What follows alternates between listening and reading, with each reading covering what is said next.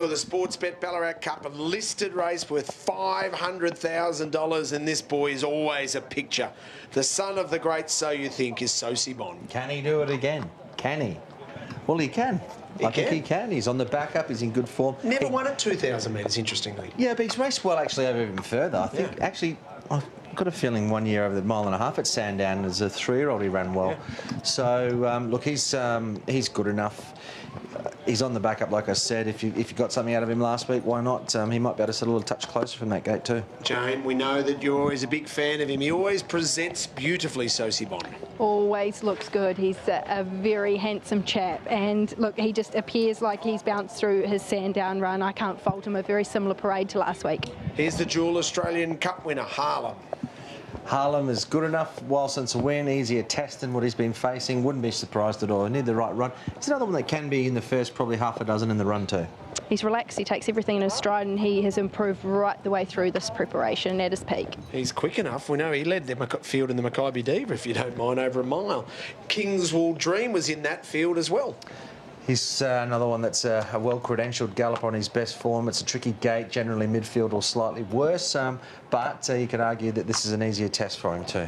I've had Kingswool Dream on top numerous occasions this preparation, and he hasn't quite found winning form, so he looks fantastic. He always does. He's nice and relaxed off the freshen up, but I'll just be watching him today. Mar Eustace team, Karen McAvoy, Lockie McKenzie in the ownership. He was formerly the CEO here at Ballarat. This would feel right if Junipal won. Cannot knock this horse's form. He's another one on the back up. He was very dominant, beating Kenya recently in a fast run race over 1,500. It's just whether or not he'll get the trip. I tend to think he will. Really nice and relaxed in the yard. He'll give himself every chance in that respect because he does conserve energy. Looks fantastic as he did last week. 5 is Al Galale for the Mar Eustace team. Benny Mellon rides. Look, he put those three together, pulled up with issues last start in the Coonji, been given a little freshen as a consequence, and I agree with what you said, Richo, $15. If he can recapture that form from earlier in the spring, look out. Freshened into this, but he does race well deep into a preparation. He seems to thrive off his racing, and he's holding his condition and colour nicely. Here is Kawaya, trying to create history, trying to be the first horse to win 3 Ballarat Cups in succession. Winkers off, visors on. He likes running at home. He's competed here 3 times and won 3 times, so he's yet to suffer defeat. Obviously, you've mentioned his form. I don't think he's in the best of form, but he probably wasn't in the best of form when he won it last year either, so that's what you've got to bear in mind. A lot like Harlem in the fact that he has improved right the way through this campaign. Probably hit a peak 2 starts ago and has just maintained nicely. 7 is Pakadali. A great story if Maddie Raymond was able to win a listed Ballarat Cup. She saddles up the old boy and Dean Yendall rides. A little bit of a nibble for this one at odds too. His last 2 runs have been very good with excuses, so he should be ready to peak now, and he can get a good run. He doesn't need to be too far back from that barrier either. Strips fit, his colour's good. He certainly peaks for this. If he's good enough, he'll make his presence felt. And the club's given him a name change to Piccadilly, but it is Pakadali. 8 is Inverloch. He's a front-running type. Look, I think Inverloch's best form was on those wet tracks and when making it a real test over the winter, and he was going well. Can he be as effective on good ground and firmer ground? He's won 1 of 14. Plonsiel, runner-up in a JRA Cup, 5th in a Cranbourne Cup, went to Flemington, ran 5th in Cup Day. Is he ready to win? Well, these are the conditions I think he's better on firmer ground. He seems to go well. I mean, he's won 7 of his, 8 races, I think, in these sort of conditions or on good tracks. So, look, he was pretty good alongside Gamekeeper. I think they've got similar chances today, and they're the same quote. Toronado mare, affair to remember. This would be a wonderful story for Dan O'Sullivan, a very popular trainer here at Ballarat, if he can win the Cup. Absolutely. And she was great beating Paradis last start. But she came from back, and I just fear with the conditions, but maybe they'll roll along a little bit here and that'll give her a chance. Yeah, she's a mare that moves beautifully in the yard. She covers the ground really nicely. She's another that's steadily improved throughout the prep, and now that she's got to her peak, she's maintained nicely. Can't fault her. 11 is Odeon, ran 2nd in the Cranbourne Cup, ran 3rd at Flemington. He can go forward and be a factor. He's been remarkably consistent for a long time, Odeon, and he hasn't sort of, well, his win-strike rate's okay from coming through the grades, but even at this level, he's great. I think he's a better chance than what I thought he was when I drove here today. I think he'll position on speed. He's pretty tough and might be a little bit vulnerable late, but he'll give you a good run for your money at the price. The 12 is the Moe Cup winner, Our Big Mike. He was 90 to 1 about 2 minutes ago. He's now 70 to 1. Likely leader, being specced. He went quick the day he won, and then last start he was pretty ordinary, but wonder if they'll try the same tactics again today. 13 is Fury, and the Warrnambool Cup winner on the comeback trail after injury. Winkers going on, blinkers off. I've just been a bit disappointed in him this prep. He hasn't come up, I don't think. 14 is Gamekeeper. Visors utilised today. Blinkers come off. I reckon he peaks out to the 2,000 metres. He could well do, because he's had a preparation that not everything's gone his way, but we know he's talented, and his best form just gives him a good chance.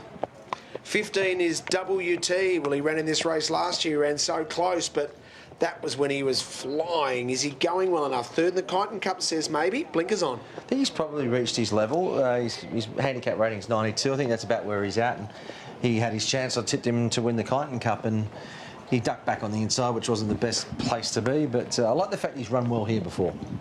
And number 17, Irish Flame. He is just simply flying, this horse. Michael Walker knows him so well. Brett Scott's got him humming along. Can he make it 3 in a row? You could argue better on tracks with a little bit of cushion. That's what the stats read. But I'm warming a little bit more to him than I was earlier. I think once again he'll position in the first 6 in the run. And gee, he's been tough this preparation. He has been a cracker. All right, your top 4 for the trophy that some lucky owners and trainers and jockey will have a chance to drink out of hopefully tonight. The Ballarat Cup. It's worth $500,000. Who have you got on top? My confidence with the Fair to Remember has been somewhat tempered by what I've seen in the last couple of races, but it doesn't seem to have done that to the market as a rule. She's been very solid around that $3.90 to $4 mark, and good luck to Connections. Hopefully they run along, and maybe I'm incorrect in what I've seen in the last couple. Junipal, Algalale. I threw Kawaya in just because of the record at the track. 10, 4, 5 and 6.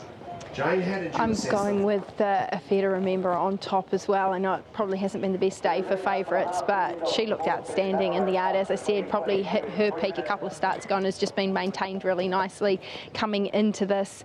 She covers the ground well, she moves well, she's nice and relaxed in the yard, so no reason to not go with her. So she goes on top of Fair to Remember ahead of Plenciel. This is probably the lightest and leanest I've seen him on race day, so well into his campaign, but he presents in terrific order, and Junipal, hard to move away from him too. He does everything right.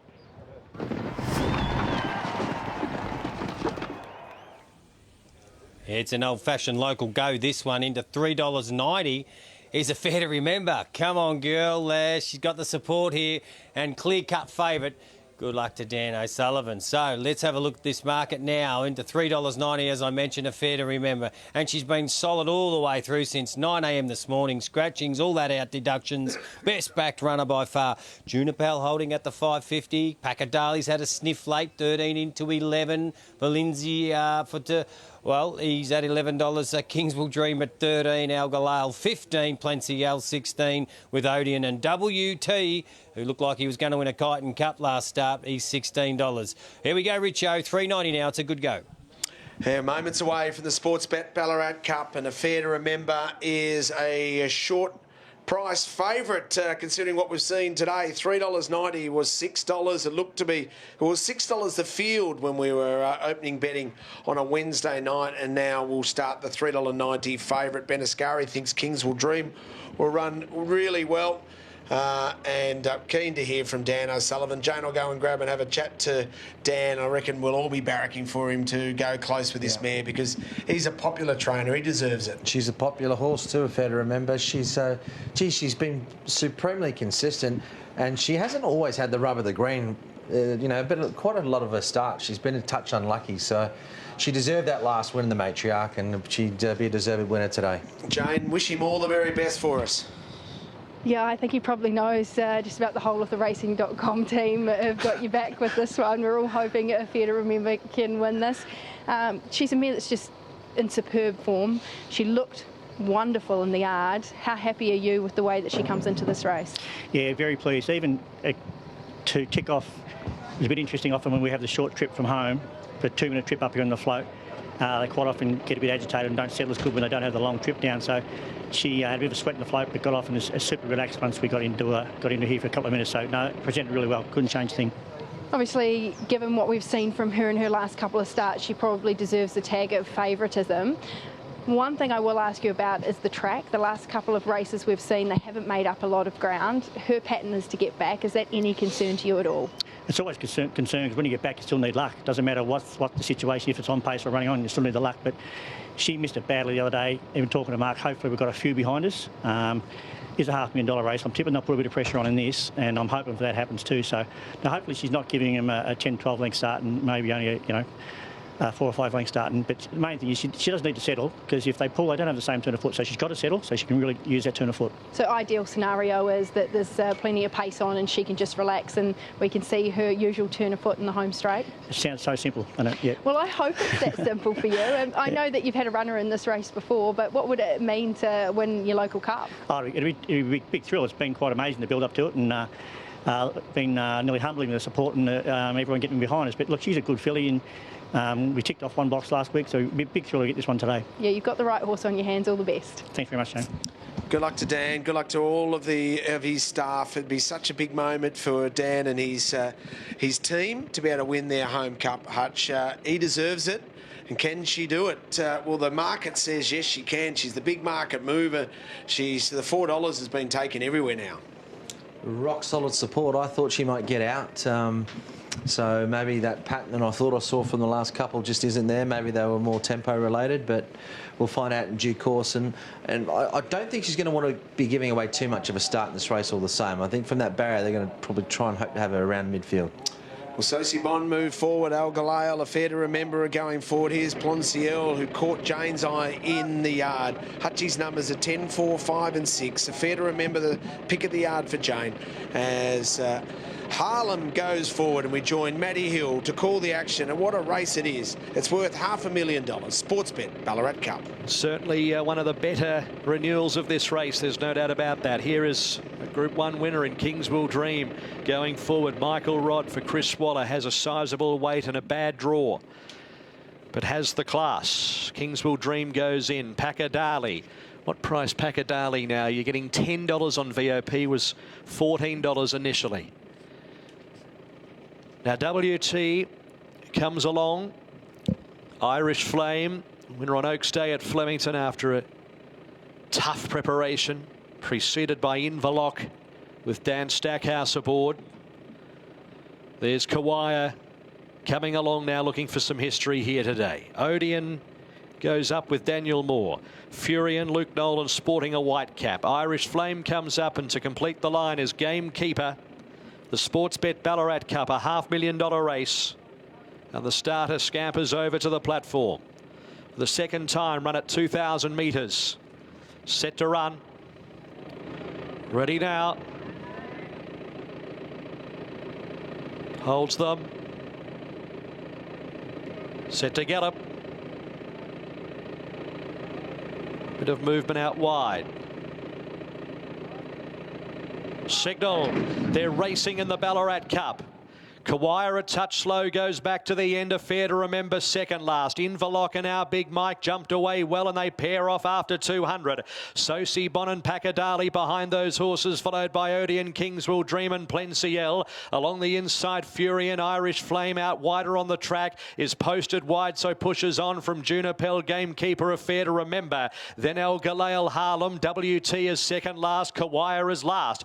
Our Big Mike to the back at the 1,500 metres. The Moe Cup winner, led by a length Inverloch. A length Sosie Bond, third from Pakadali. Irish Flame, 3 wide and posted. Then came Odeon, who's wide as well from Plenciel and Furion. A length away, Kings Will Dream, and next Junipel, the outer of Gamekeeper. 2 further back, a fair to remember. She's got 4 behind her, including Harlem, as they continue their journey down the back section. Back in the field is WT, and also in that back group is Kawaya. So they reach the 1,000 marker. Our Big Mike is the leader by a half length. Inverloch, a length and a half. Sosie Bond, third the inside. Then came Irish Flame, who's deeper on the track, and as they run off the back section of the course, next in the field is Odeon at the 850 with Pakadali preceding it. Then Plenciel, Fury, and further back as Kings Will Dream, as Inverloch puts it to Our Big Mike, and they're going to turn this into a staying test at the 600. Inverloch a half length, Our Big Mike, Sosie Bond, Pakadali, and they were followed next by Irish Flame. Then came around the the outside, Kings Will Dream with Plenty Ellen Furion. Back in the field then, Affair to Remember's third last, WT second last into the straight. Sosie Bon Inverloch with Packardali a length away. Plenty L runs on, Irish Flame hanging tough. Then Gamekeeper Odeon, and then came Junipel. It's Packardali, Sosie Bon, back to the inside, Gamekeeper and Irish Flame. Affair to Remember's coming through too. Irish Flame at the 100, swooping home WT. Gamekeeper, Affair to Remember, great finish. Irish Flame, I think Irish Flame has just won from Affair to Remember. Photo third, or Gamekeeper WT. Harlem and not beaten far Odeon. What a cracking finish. Behind them, Packardali, Plenty L, followed by Sosie Bon, Fury and Kawaya. Junipel, Kings Will Dream, El Galale, Inverloch, and last of all is our big Mike. It's a photo. A photo, and Irish Flame will get it, who had no luck at all. Michael Walker will capture the Ballarat Cup for Brett Scott in a driving go. Affair to Remember just got the late split. Gamekeeper will run third in a blanket go, and Harlem and Odeon were there as well. You could watch that race 10 times. There's hard luck stories everywhere. But for Irish Flame, well, Michael Walker was shaking his head at one stage about 1,000 metres out because he was 3 wide and couldn't get in. He couldn't believe his bad luck. And this horse is just so tough. He kept finding, and at $20 or $19.50 and $5, he'll salute. The runner-up was so brave. She was amazing from the rear of the field for second. Gamekeeper. Look at that move from Gamekeeper for Luke Curry, ducking up on the inside, has run third and Harlem fourth. What a Ballarat Cup. Rough race. The stewards are going to be having a good look at this one over the final 300 metres. There's a lot of shifts from various riders, and there's a fair bit of interference being caused at various stages. But let's concentrate on the first pass the post. Irish Flame. What a campaign. This horse is a war horse. He's tough. He couldn't get in. They really upped the ante with the tempo a fair way out, I think, with Inverloch taking off when he did. And he was there to be shot down. He kept finding. Yes, there were others in behind. They were all searching for runs, and obviously a lot of them were interfered with. Gee, Fair to Remember on the bob's been touched out as well. You've got a feel for connections there. But ultimately, Irish Flame deserved the win. She was just very brave. Yeah, it was a tough performance, but as you said, he managed to keep himself out of trouble. He may have had to travel wide, but he didn't get involved in any of what we saw in the home straight. What a terrific training feat by Brett Scott. This horse has just been in superb form all campaign. Third win in a row, and he takes out the Ballarat Cup. Let's hear from him. Well, Brett, congratulations to you and to Kylie, Michael Walker. Mate, it's a big team effort. How tough is this bugger? Yeah, I'll tell you what, wide gate, and he didn't get any favours in the run. It was a good solid tempo, but he was 3 deep without cover for pretty much the whole trip, and come off the bridle just before the corner, and I thought, we might be in a bit of trouble here, but geez, he hung tough. He certainly did. Tell us all about how he arrived at your stable. He's over from New Zealand, and you've had a lot of fun with him. Yeah, well, Johnny Wheeler had him in New Zealand right from a yearling. He's the only Z to win a 2-year-old race in New Zealand at his second start. And he was a good horse over there, like a handy horse. Ran in a derby, probably wasn't good enough already, but they're good on you, thanks. Look, since he's been in Melbourne, he's just, every race has been good. He's improved with every run, and he's just a good, tough stayer. And I can see Kylie, your wife, she was moved to tears, mate, after the race. Well, we were sort of, we went the early crow at Caulfield and we got rolled on the line, so we weren't sure whether we'd won or not. But anyway, no, she rides all his work, and yeah, she loves him, and great result for the whole stable. Mate, I've only got, my memory goes back about, 5 or 6 years ago. You were in a horrible state, mate. Physically, you were in a really bad place. Yep. Racing really got behind you, and look at you now, mate, with capturing big wins like that. It's a huge thrill. Oh, look, so appreciated with the game, and that was 12 years ago, believe it or not. No way. Yep. It was not. 2008. And then you look like now you could run a marathon. Oh, well, I don't know about that, but I'm going okay. Mate, it's just absolutely awesome, and a real New Zealand flavour to it makes it a little more special. Absolutely, yeah. Well done, mate. You deserve it. Cheers. Thank you. Yeah, well, congratulations to Brett Scott and the connections of Irish Flame. He's a tremendous horseman. He was very good in the saddle as a jumps jockey, and he's very good at this training caper as well, particularly when you've got nice horses like this on your hands. drew wide, and Michael Walker was caught out on a limb.